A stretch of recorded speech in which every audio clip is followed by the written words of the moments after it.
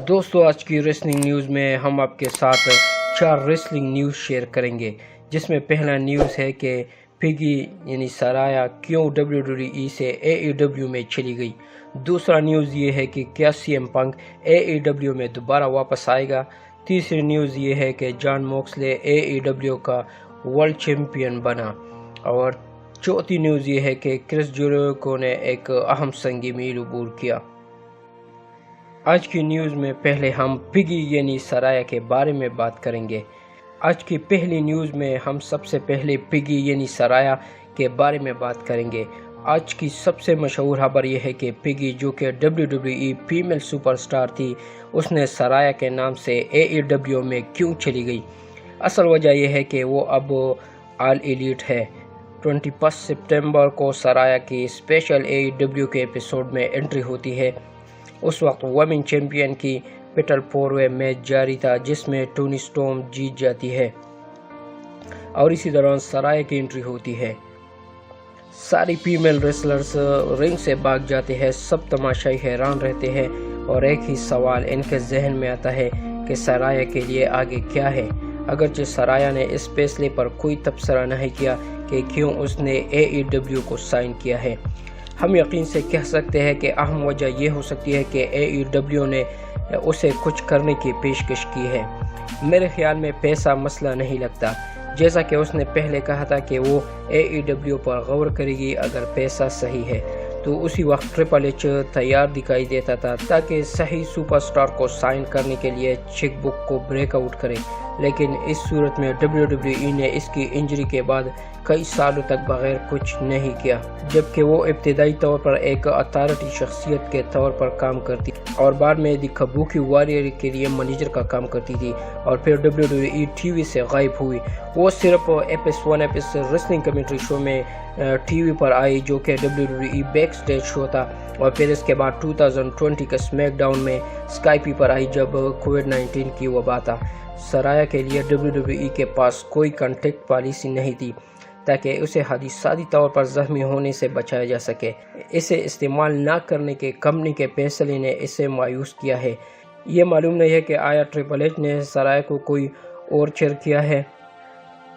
WWE creative department को संभालने के बाद देखते हैं कि सराया के लिए ट्रिपल एच का आगे क्या प्लान है।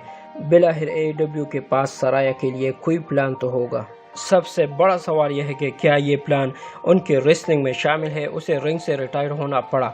उसकी नेक इंजरी की तकलीफ के बाद उसकी कैरियर का खात्मा बन सकता है।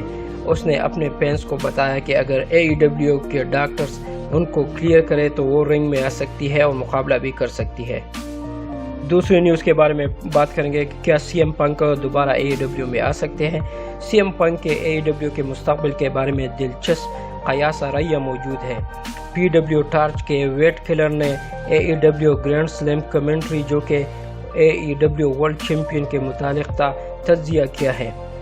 मैं सोचता हूं कि यह काबिल ज़िक्र है, मगर हैरत अंगेज़ नहीं कि उसने CM पंक का नाम खारिज कर दिया, जैसा कि उसने कुछ बड़े नामों के बारे में बात की जिन्होंने टाइटल अपने पास रखा।